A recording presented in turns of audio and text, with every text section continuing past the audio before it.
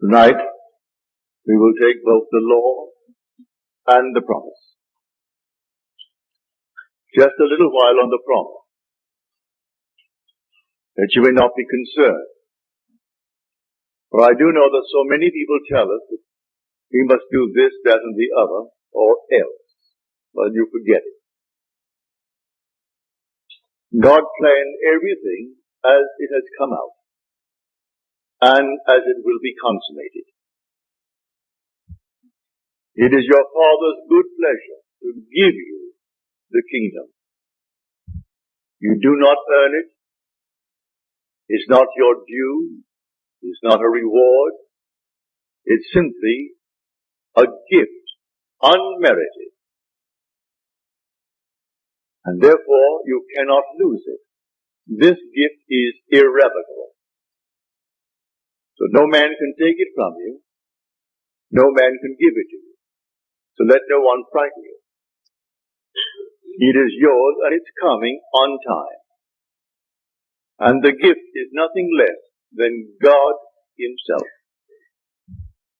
When He gives you the kingdom, He gives you Himself. For the kingdom is not a realm. The kingdom is a character. It's a body. And that body is perfect. And wherever you are clothed in that body, everything around you is perfect. No matter where you go, were you in the petrified forest, it would burst into foliage. Were you in the desert, it would simply blossom like the rose. Were you in the midst of all broken members of society, they would all be in harmony. If you came into a world where there were blind, lame, halt, withered, instantly as you glide by, eyes that were missing would come out of the nowhere and fill the empty sockets. Arms that are missing, feet missing, everything will be made perfect because you are present. That is God's gift, which is the gift of Himself, which is His body. One day you'll be clothed with that body.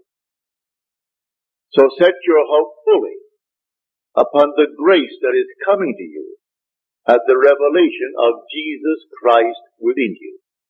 That is the unfolding within you of God and His Son. And this is the hope that makes it wisdom to endure the burden of this long, dark night of time. For as Paul said, I consider the sufferings of this present time not worth comparing with the glory that is to be revealed in us. We are told we are justified by His grace. Well, justification in Scripture is divine acquittal. You're completely acquitted. No matter what you have ever done, you are acquitted. So when we are told, those whom He foreknew, He also predestined to be conformed to the image of His Son. And those whom He predestined, He also called. And those whom He called, He also justified. And those whom He justified, He also glorified. So justification is simply divine acquittal. And glorification is the gift of God Himself to you. So that man then matures when he becomes his own Father. So we say, it is the Father's good pleasure to give us the kingdom. In giving us the kingdom, He gives us Himself. In giving us Himself, man becomes his own Father. So let no one worry you, let no one in any way suggest that you've got to do something to earn it. You cannot earn the kingdom. You cannot earn this gift. This is a gift, unmerited, and it's not your due. Were it your due, then it's not a gift. It's not given as a reward. You are made fit for the kingdom. And your fitness for the kingdom is the consequence, not the condition of his gift. The minute he gives you himself, you are fitted for the kingdom, and you wear the body of God. And everything in your presence, while you wear it, is made perfect. But, having given us the promise comes first in Scripture. Then we are told he gave us the law. The law to cushion us, while we as pilgrims walk through the furnaces. And so we have a law. Man is not aware of the law. Even the wisest of men, they're not aware of it. I'll go back now to 1949. I was in Milwaukee. And I gave a series of lectures on the Bible. And this couple, he was the physicist, the head physicist of Alice Chalmers. They're a huge, big manufacturing firm making these turbines, sometimes bigger than this interior. And he was the head of the chemical department, where they were sending water from all over the world who bought the turbine. And he would analyze the water to discover the problem that they faced. Because the water, as it came through the stream, gathered the chemicals. And then the chemicals deposited itself within the turbine. And so they would send him samples of the water. And then he would analyze the water and then send them the solution to their problem. Well, being a trained chemist and the head of the department, he didn't take issue with me, but he said, Neville, I can't quite go along with you. Because as a chemist, it is in conflict with my training. You tell me that you can go forward in time, that you can move backwards in time, that all things are. And everything is now, at this very moment. And yet you're telling me you can make things change, and it's in conflict with my training. We have a law known, said he, and we call it entropy. And entropy means that the past is fixed and unalterable. You cannot change it. If that could be changed, it throws everything out of kilter in my lab.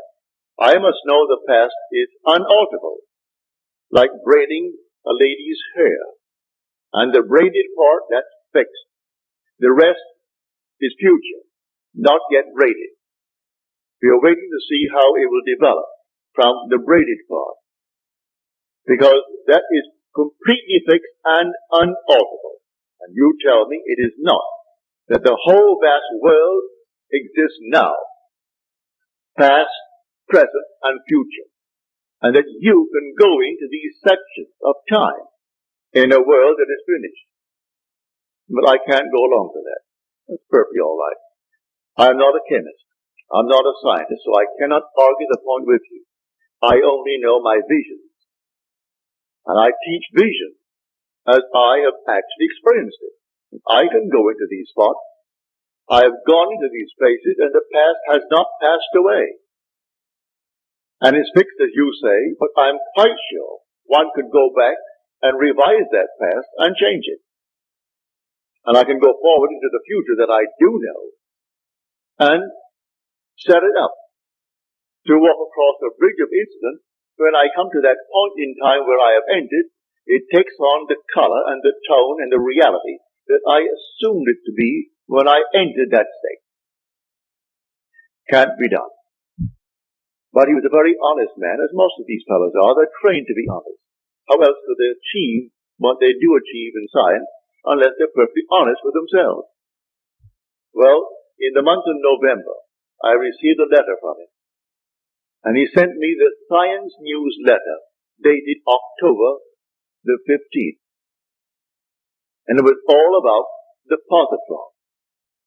And the one who wrote it was Professor Richard Feynman.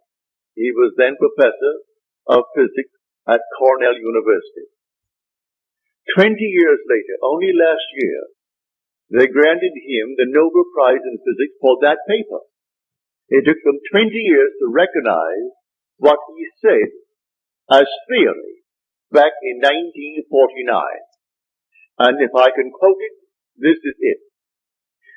The positron is a wrong-way electron. It's wrong way in every sense of the word. It moves backwards in time. It moves from where it hasn't been and speeds to where it was an instant ago. Arriving there, it is bumped so hard, its time sense is reversed and it moves back to where it hasn't been. Now that is not Neville speaking, that is Professor Feynman. For that he got the Nobel Prize last year. He said it's not only backwards in that sense, but even its charge is backwards. It's a positron, it's positive and not negative. And yet it is an electron. When they first observed it, or rather had it as theory, they did not want to admit it, but yet it fitted in with Einstein's theory, mathematically. So they had to in some way accept it, but no one had ever photographed it. Then came someone who photographed it in their studies of the cosmic rays, and here was the actual positron. It seemed as though two were developed at a certain point. And it wasn't, said he. There's one coming back, which was the positron. If it is bumped, it should be deflected and continue on its course, but deflected course.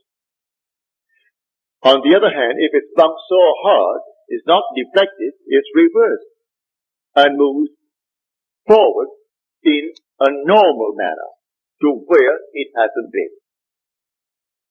Well, I told him that I would sit at home and I would go into a section of time, even this year, for instance.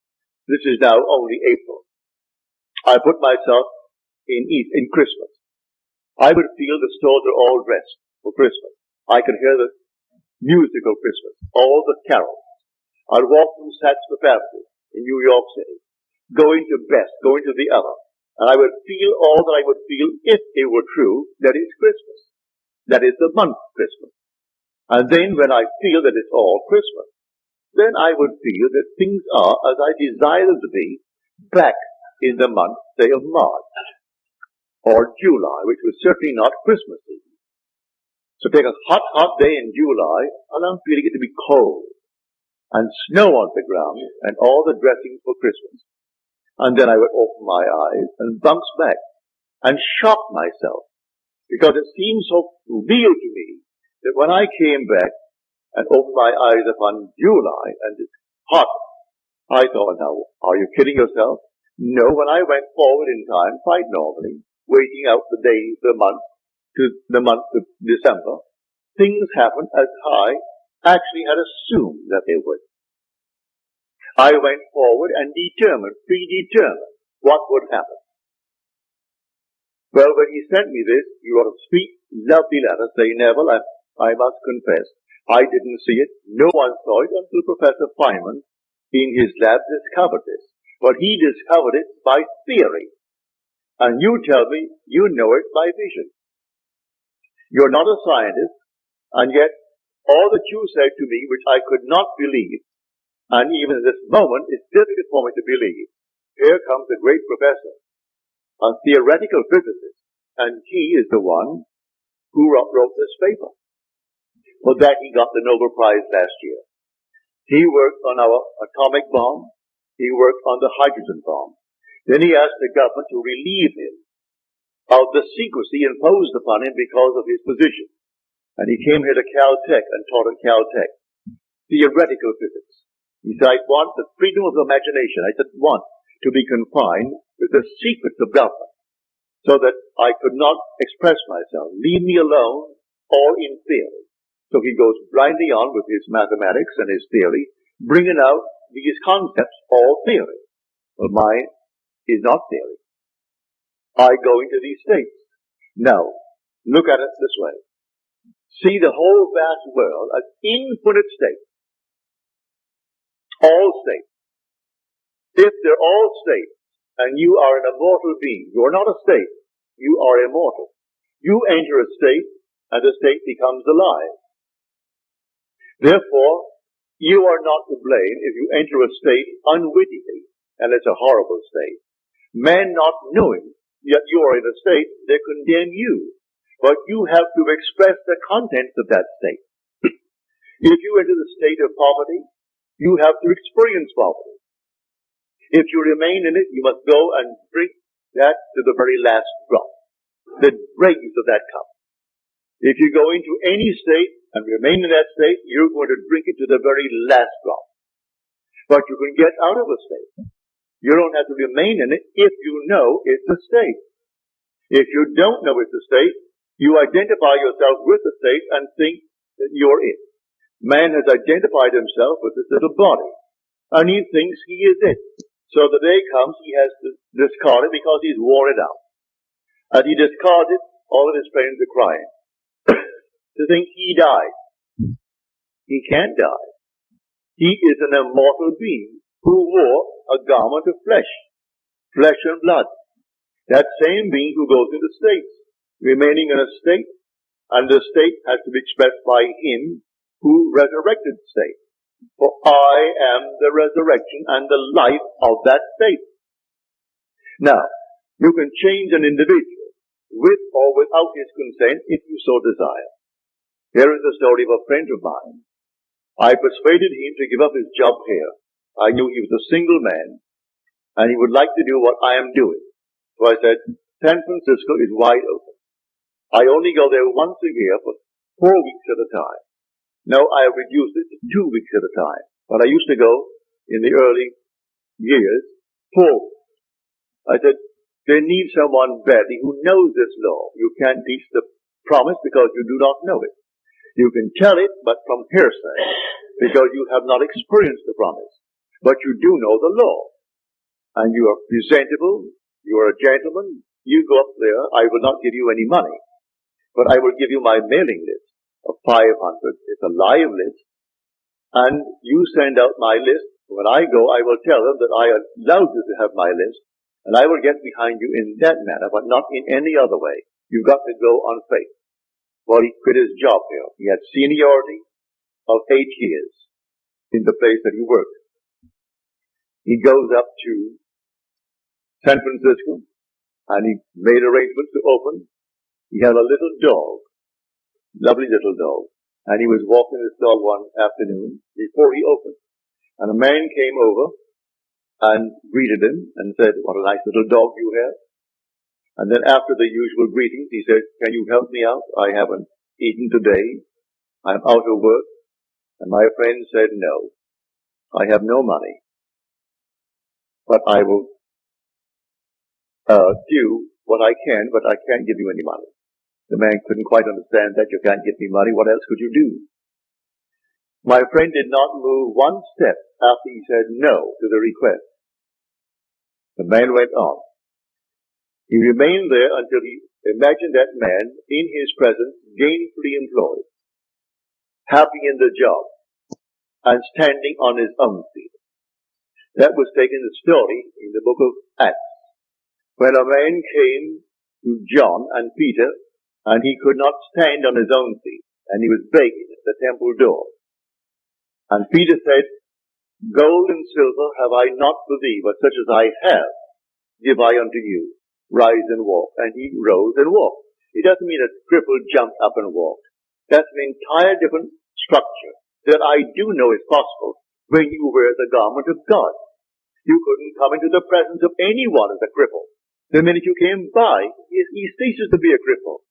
If he has no feet, feet come and fill the socket. If he's blind, they come in and fill the sockets. And he is not blind. And you do nothing to do it. No compassion. You simply are so perfect that nothing imperfect can remain in your presence. But in this case, on this level, no one is actually going to jump up from the crippled state and start walking. But he takes a man who is crippled, who is standing on other people's feet by begging from them.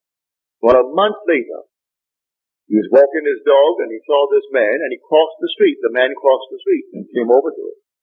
He said, I don't suppose you remember me. He said, oh yes, I do. I remember you just about a month ago that you asked me for money. He said, yes, and I want to thank you.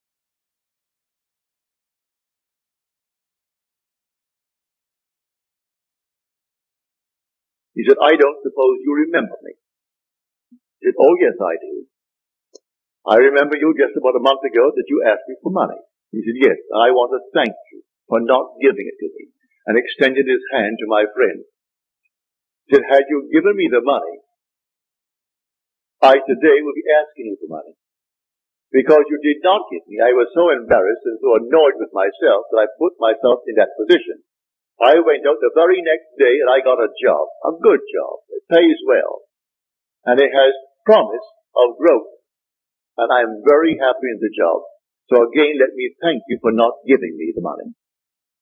He put the man on his own feet by representing him to himself as one gainfully employed. That's what I'm talking about when I tell you they're all states. He took him out of one state and put him in another state. The man who is in the new state is the same man. You are an immortal being. You are changing only when you fall into a state. And others who knew you well in one state think, what has happened to him? You either go up or you go down. If they see a radical change and they wonder what has happened to him. He is affluent, he is this, he is that, or what has happened to him? He used to be, look at him now. And not a thing changed with the immortal being who occupies the state, other than the state. He changed the state. Man, not knowing that, he condemns the state. When it's not the being that you're looking at a state. So God forgives everyone. He justifies everyone because he knows they're only in states. And the Lord created all these states. These are the states. So that's what Blake meant when he said, I do not consider the just or the wicked to be in a supreme state, but to be every one of them states of the sleep, which the soul may fall into in its deadly dreams of good and evil. When it left paradise, following the serpent. Following the serpent. When man left that heavenly state of innocence and came into a world of experience, of educated darkness, and experienced generation. For here we are generating, multiplying these garments to clothe the innocent one who has come down. So the whole drama is from innocence, through experience, to an awakened imagination. When the imagination completely awakes, that's the divine body, Jesus. That's God. And it takes all of this journey. We are the pilgrims moving through states. So I tell you, master the art of moving from one state to another state. You are not the state. You never have been and you never will be.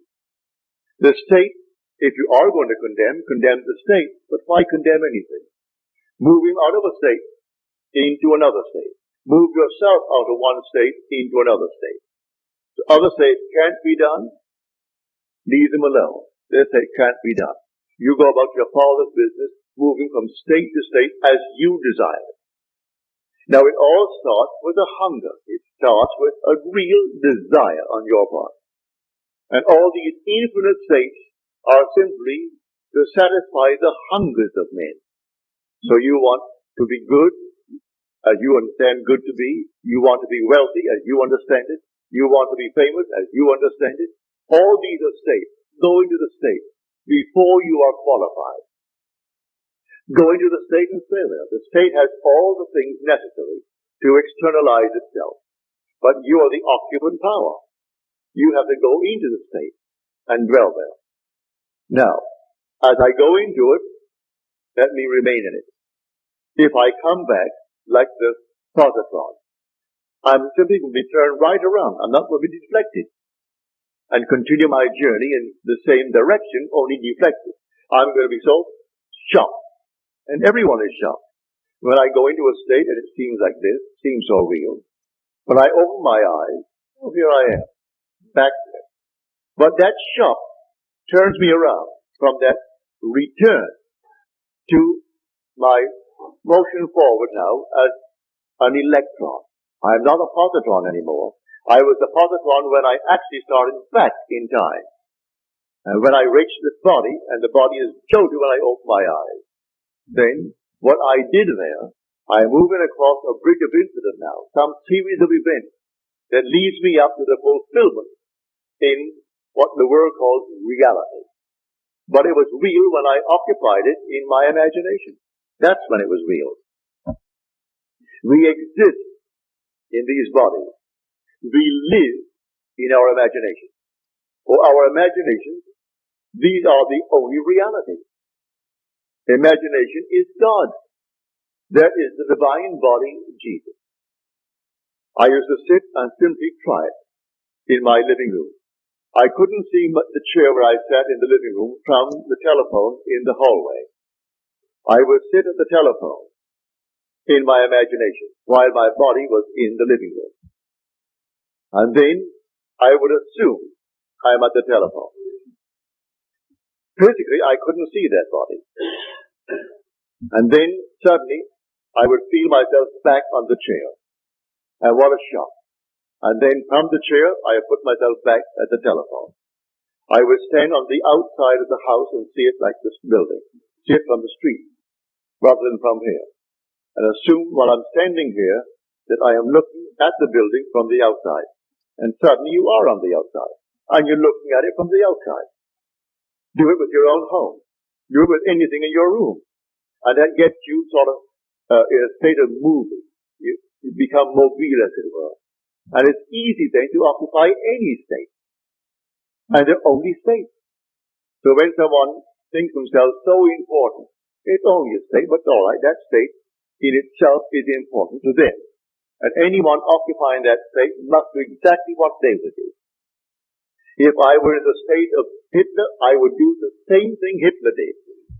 Because it's a state.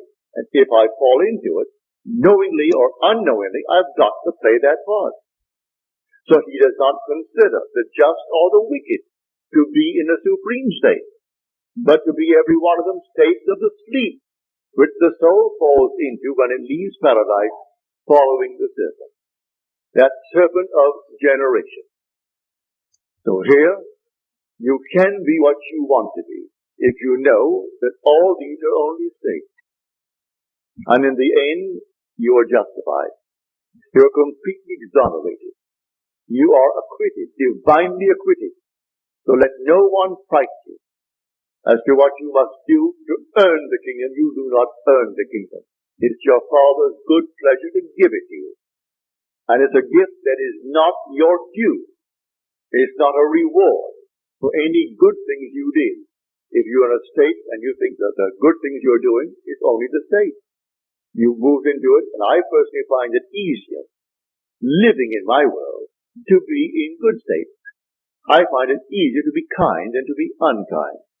If I'm ever unkind, it hurts me more than anyone who receives my dart, as it were. An unkind remark hurts me more than the one who receives it from me. So I find it easier to be in that sort of a state. But eventually, you will completely awaken with a gift, and the gift is God himself. There's nothing but God in this world. But nothing but God. Someone called me up and asked me about devils. That she went down to this Christian Science practitioner, who now feels she is now hungry with devils. Well, they teach devils. How the devil does this, the devil does that. By just getting away from the first and great commandment, which is the great commandment, the Shema, the confession of faith in the Hebraic world. Hear, O God, the Lord our God, the Lord is one. The minute you get away from that, you have a devil. There's another God, another creator, another something. And you have two, you're going to have four, you're going to have 8, 16, 32, and so on. Always come back to that fundamental state. There is only God. And God is your own wonderful human imagination. When you say, I am that God.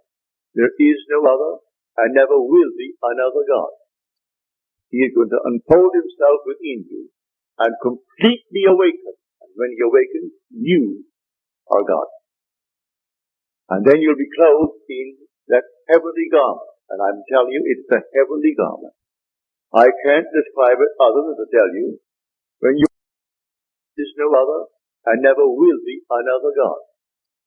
He is going to unfold himself within you and completely awaken. And when he awakens, you are God. And then you'll be clothed in that heavenly garment. And I'm telling you, it's the heavenly garment.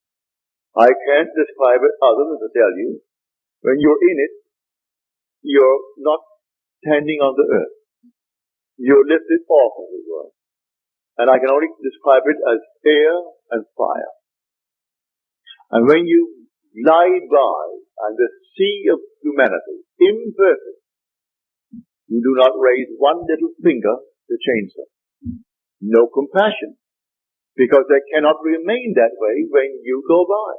And as you glide by, everyone is made perfect. Everyone, not one is left out. Doesn't matter what he did to lose his eyes, what he did to lose his arms, to lose his legs, to lose his tongue. It doesn't matter what he did. In your presence, he cannot remain imperfect. And everyone is made perfect. That is the kingdom. So it is your Father's good pleasure to give you the kingdom. So set your hope fully upon this gift. And then you can endure the temporary ills of the world. Because we are moving through all these things, and not every moment of time are we alert to these states, and we can fall into it by reading the newspaper, fall into it by hearing a news bulletin, fall into it by a little conversation with a friend. And there we slip innocently into a state. What the state isn't concerned, you animated it. You made it alive when you entered it. Because you are the only resurrecting power in the world. You are the resurrecting, living power of the world. And that power is your own wonderful human imagination.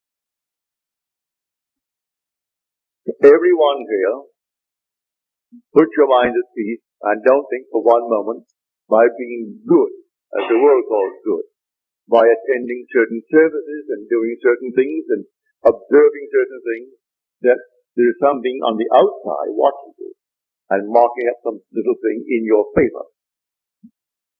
No, you're simply waiting for that appointed moment when he unveils himself. So you're set to hope fully upon the grace that is coming to you as the revelation of Jesus Christ within you, which is the Lord and his Son. That is Jesus Christ. The Lord and his Christ. And Christ is the Son of God. And no one can say Jesus is Lord except by the Holy Spirit. And the Holy Spirit is the remembrance. But he doesn't really bring about that remembrance until the Son appears. And when the Son appears, memory returns, and then you know who the Lord is, because you know who his Son is. And you wear this little garment until a few more years. You take it off, and then you are not in this world at all. You are in an entirely different world, where everything is perfect, because you are perfect. And when you want to make yourself seen by another, you make that choice. They do not come in search of you and see you. I'll give you one little story. She doesn't come here anymore. She may not be in the city. But she told me one night quite innocently. She said, I found myself out, I was very, very conscious. And I said to these people around me, do you know of Neville? And they said, yes. And then she said, who is he? And with that, she said, I was whirled, as though I was some meteor flying through space, thrown out of the world, and woke scared to death. You do not see one who has already been born from above until he chooses to show himself. He must manifest himself to you. You do not go looking for him. Because unless you are born from above, you cannot enter the kingdom. Even though it is his pleasure to give you the kingdom, it will come after your birth from above. Prior to that birth, he can't give you the kingdom.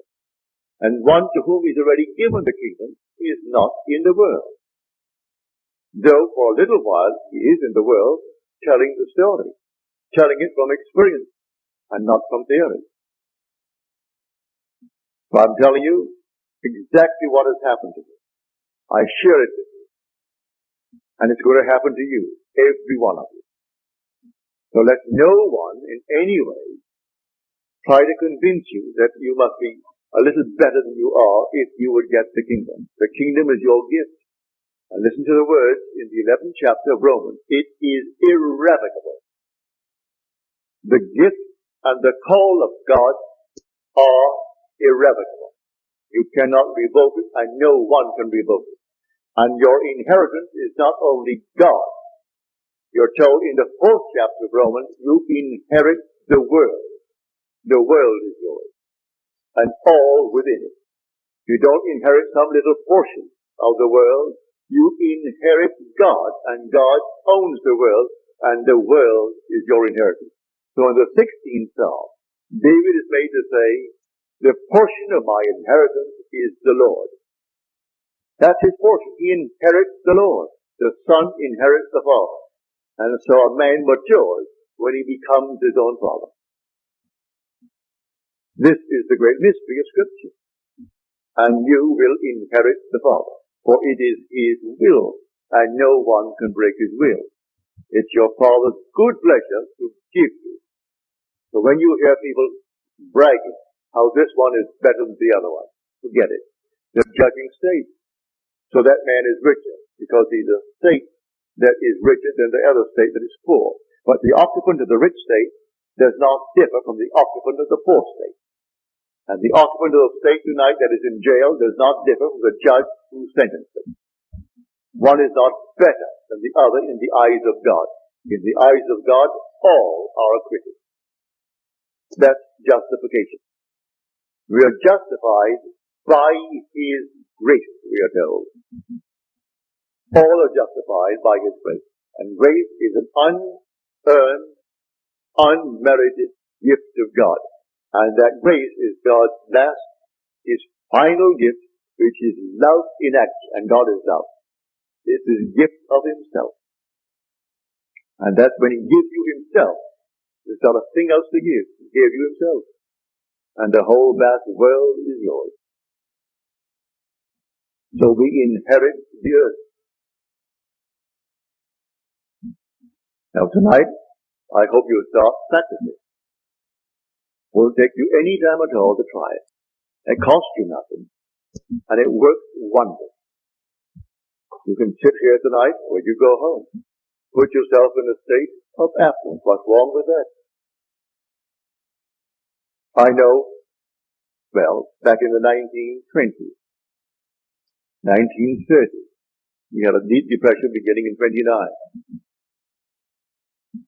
And do you know that you could go to Tiffany and buy, say, 8 glasses, beautiful glasses for a wedding present?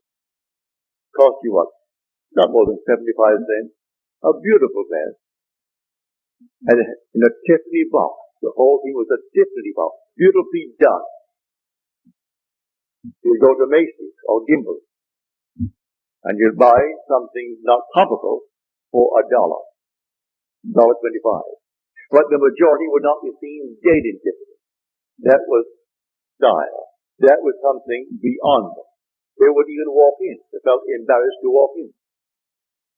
Yet you could go into Tiffany, the jewels on the first floor, take the elevator to the third, where they had a lovely china and lovely glassware on another floor, and get a beautiful gift wrap package from Tiffany. You didn't have to send 2 dozen. 8, that's enough. 8 beautiful glasses. And people would not go in. They were embarrassed to be seen in Tiffany. I'm quite sure it's the same thing is true here with their branch hair. And you could go to Tiffany and buy a lovely thing for very little, really. But people are trained, that means something that's classy and that, and the other. And if you're in one state, you can't argue them out of it. They've got to get out of that state to be able to go into a state. And if you tell them, you know, at one time in your life, a $12 suit was all that you could afford, and all you thought you could ever afford. To get out of that state, got to get out of that state to be able to go into a state. And if you tell them, you know, at one time in your life, a $12 suit was all that you could afford, and all you thought you could ever afford. To get out of that state and think something differently. And then you pay $250 for a suit easier than you could get at the $12 for the other suit. I know it happened in my own case. when I began to buy a suit for $250, it was easier for me to pay $250 than when I had to get up $12 for a suit. If it rained, I had to start running, or I couldn't get out of it. Now that is life. I just simply move from one state into another state. And the same being, I am not another being. I answer the same name. You say Neville, I answer. I answer then to the name Neville. And yet I move from one state to another state to another state. As you move from one state, what you couldn't do in one state, you find it so easy to do in the other state. I was in a state for the longest while where I couldn't eat meat, fish, fowl, drink alcohol, smoke, sex. Well, I did nothing. But nothing. Then overnight, my friend Abdullah told me, you're going to come back from Barbados and you will have died, you know. I said, I will die? He said, I don't mean that you're going to die and be buried in Barbados or buried at sea, but you will have died. All the things you haven't done in 7 years, you will be doing before you get back. Do you know he was true? And I couldn't tell you how it happened. I couldn't tell you how it happened. It just happened. In Barbados, I lived for 3 months in my mother's home and still lived as I did in New York City. And on my trip north in 10 days, I was doing everything I hadn't done in 7 years. And I cannot tell you how it happened. I moved out from one state into another state, and it came to me as normal and as natural to do the things I did at sea as I did in 7 years the other things that I didn't do. So I tell you, the only state, all states of consciousness. And if you recognize that, you can forgive every being in this world, no matter what he is, or what he plans to be, or what he has done. Because in the end, he is going to be justified. He is justified by the grace of God, as we are told. Everyone is justified by the grace of God. He is divinely acquitted. And when God acquits, who is going to judge him? And after justification comes glorification. So he begins with those whom he foreknew. Well, he foreknew us. For he chose us in him before the foundation of the world. And if he chose me in him before the foundation of the world, then he knew me.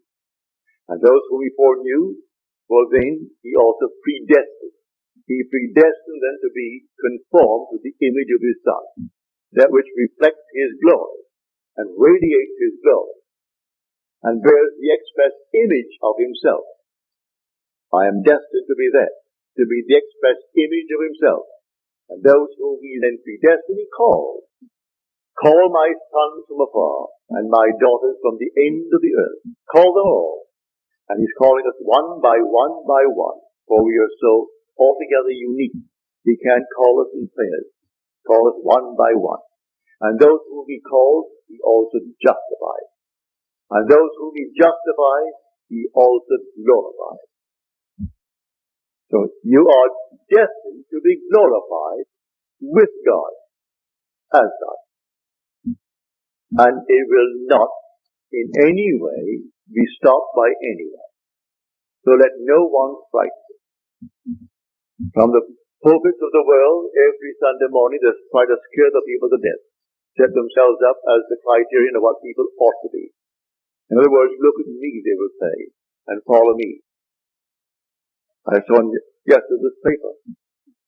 This son of a very prominent evangelist across the country.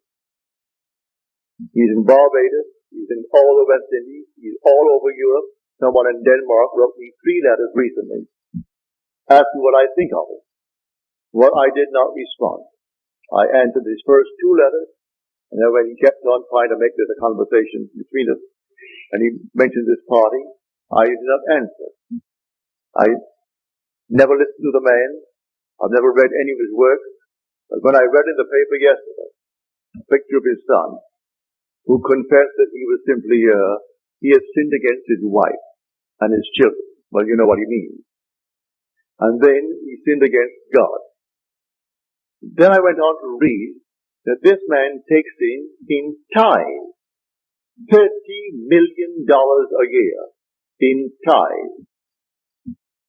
He tells them how they're serving God when they send him money and taking in $30 million tax-free. It's religion. 30 million. So now the son has now been removed from being the heir. The father's 80 years old, but he's still in control of that 30 million a year tax-free. I wonder what he talks about. So that is big business. When you go into that sort of money, that's big business. And you have no room in your mind's eye for any spirituality, none whatsoever. And you can take that greatest of all books and make a mess of it. Interpret it as something that is taking place here in secular world. It isn't secular at all. This story is profoundly, well, it's all spirituality. It's God's plan of redemption. It has nothing to do with the secular world. And they're telling you the future of America, the future of Russia, the future of China. It's not in Scripture.